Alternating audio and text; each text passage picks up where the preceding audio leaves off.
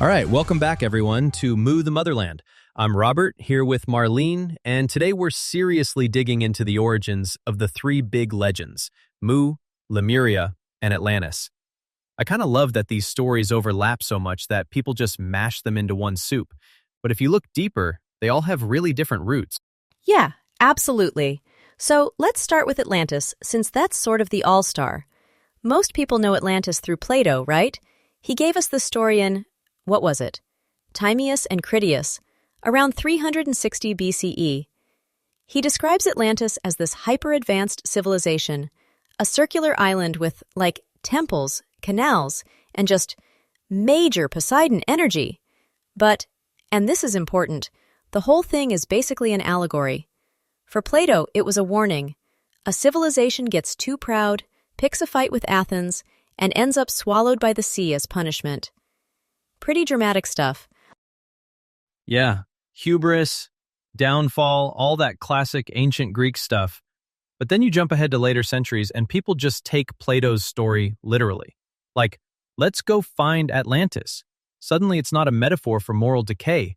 It's basically a blueprint for a lost, super advanced society. And that's going to open the door for everyone else to start imagining their own lost continents. Exactly. Then there's Lemuria, and this one's hilarious to me because it starts off with Victorian science, not myth. Philip Sclater couldn't figure out why there were lemurs in Madagascar and India, but not in Africa. So he proposed, well, maybe there was a big land bridge, and he called it Lemuria. Genius! Except, then geology moved on and Lemuria the landmass made zero sense. But instead of fading out, it got scooped up by theosophy and occult writers who turned it into a spiritual homeland of advanced root races. And now you have Lemurians living under Mount Shasta, which is a great twist. I mean, it's almost like science unwittingly invented a whole new myth just by trying to explain lemur fossils. And then people were like, no, let's run with this. Let's make it mystical. So fun. And that brings us to Mu, which honestly feels the most wild to me. Mu doesn't even pretend to be scientific. You've got Augustus Le Plongeon going to the Yucatan, translating Mayan stuff, and then suddenly claiming that Mu was this mother civilization in the Pacific, destroyed in this enormous disaster. Then, James Churchward, you'll hear his name a lot, just doubles down, writing books about ancient tablets in India and a whole society that's the root of basically everyone everywhere. Yeah, the first time I found Churchward's book, The Lost Continent of Mu, it was just sitting in this dusty old shop like it was waiting for me. That's when I started getting obsessed with all these lost worlds. And I think that's the appeal. Each myth gives us a starting point, a sort of blank origin for humanity's mysteries. They're products of their eras, too. Atlantis with Plato's moral warnings, Lemuria born of Victorian puzzles and then mystified by Blavatsky, and Mu inspired by these really inventive, let's say, translations of ancient stuff. So right from the start, this isn't just one legend. It's three stories moving in weird, overlapping orbits. And what's wild is how each story gets handed off to new narrators who totally transform what it means. Take Atlantis. After Plato, people mostly wrote it off as a good story until you get Ignatius Donnelly in the 1880s. The guy's like, Atlantis existed, it was wiped out by a flood, and all the world's civilizations, Egypt, the Maya, they're basically Atlantis 2.0. That kicked the door open for anyone wanting to argue for a single proto-civilization. Then you get Edgar Cayce in the 20th century, psychically reading Atlantis as having massive crystal tech and spiritual battles between the Law of One and Sons of Belial. Now it's not just a lost island, it's a prophecy about our spiritual evolution, or doom, depending on how you vibe with it. I always find it so interesting how the myth shifts with the times. Lemuria, for example, gets totally recast by Helena Blavatsky in the late 1800s. For her, it's not even a continent anymore.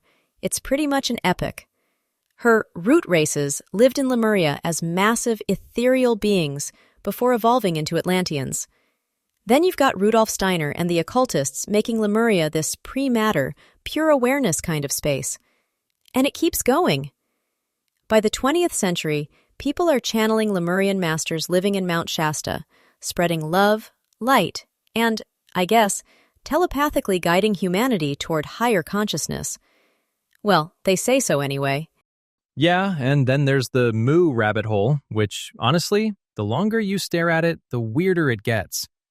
Churchward is really the heart of the Mu story. Former British engineer says he finds these ancient Nakal tablets in India, claims that Mu is this advanced, peaceful civilization with spiritual priests, cosmic tech, you name it.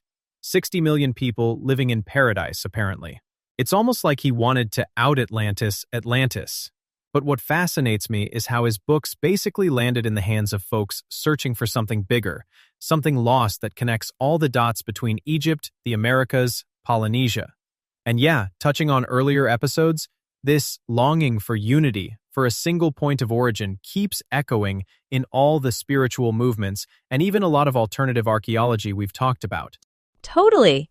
It's like every generation finds something new in these stories. First, the literal explorers, then the philosophers, then the mystics, and now, really, anyone with an internet connection and an interest in alternative histories. I mean, Mount Shasta, crystal technology, the whole Earth grids thing, it all gets layered on top. There's a real hunger for backstory, for origins, for a sense that we're part of something both ancient and meaningful. I think that's why people get attached to these ideas, even when science says, sorry, there's just not a lost continent down there. And there's always this blend, like you mentioned, Marlene, of straight-up myth, history, science, spirituality, and a little bit of wish fulfillment. It's like these stories get passed down from Plato to Donnelly to Casey for Atlantis, from scientific theory to Blavatsky for Lemuria, and from Le Plongeon to Churchward for Mu. Each time they're reshaped, reflecting what that era most needs: a warning, an explanation, a spiritual blueprint. It's never static. That brings us to why these myths persist. There's this shared set of themes across all three. They always start with a golden age, right? Super advanced people, living in harmony or splendor. But something goes wrong. Hubris, spiritual decline, cosmic rules broken. Atlantis falls for pride, Lemuria for descending into matter, Mu for losing cosmic harmony. Deep down, they're cautionary tales about our use and misuse of power. Doesn't matter if it's technology or spirituality. Yeah, and I think it's key that survivors always seed future civilizations. So for Atlantis, it's teaching astronomy and architecture to Egypt or the Maya. Lemurians supposedly end up in Asia, or maybe under Mount Shasta, who knows. And the children of Mu show up all across the Pacific. It's like we're hardwired to believe that wisdom survived somehow, that nothing is ever truly lost, just transformed. And the symbolism just keeps evolving. Both Mu and Atlantis are obsessed with crystals, energy, vibration. That vibe still shapes New Age and alternative health practices today, like when we did that episode on pharaoh rods and frequency healing, remember? Or think about the feminine archetype. Mu and Lemuria especially are motherlands, evoking origins, return, rebirth. It's a psychological pull as much as a spiritual or mythic one. Oh, totally. And I mean, we have to point out, modern science doesn't back up the actual continents, right? Geology tells us, nope, you can't just lose entire continents in the ocean. But that doesn't kill the myths. If anything, it kind of frees them up to work as metaphors. They become mirrors for our own fears: rising seas, climate change, loss of connection, even longing for unity. It's all there. And honestly, as we said in an earlier episode, like with the healing temples of Saqqara or quantum healing, sometimes the real power of these stories is their psychological and cultural resonance, not their literal geology. Yeah, and they keep getting reinvented. Atlantis in movies, comics, video games, from Disney to Marvel. Even in sci-fi, where Atlantis is maybe an alien base. Lemuria's huge in crystal healing and Mount Shasta lore. Mu pops up in Japanese media, in metaphysical art, as this primordial homeland myth. And underneath it all, there's this, what is it? A yearning for origins, but also for unity, for a time when things weren't so fragmented. Even the Jungian perspective, right? Lost continents as symbols of the collective unconscious, our own forgotten wisdom, just waiting under the surface. I think ultimately these myths stick around exactly because they're not just about history or geology. They hit on something universal. They're about our desire for connection to the earth, to each other, to our own hidden depths. That's why, no matter how many times science says not possible, people keep searching. The real search is for meaning, maybe even healing. So when we talk Lemuria, Atlantis, we're really talking about different ways humanity dreams about what's lost and what might be restored.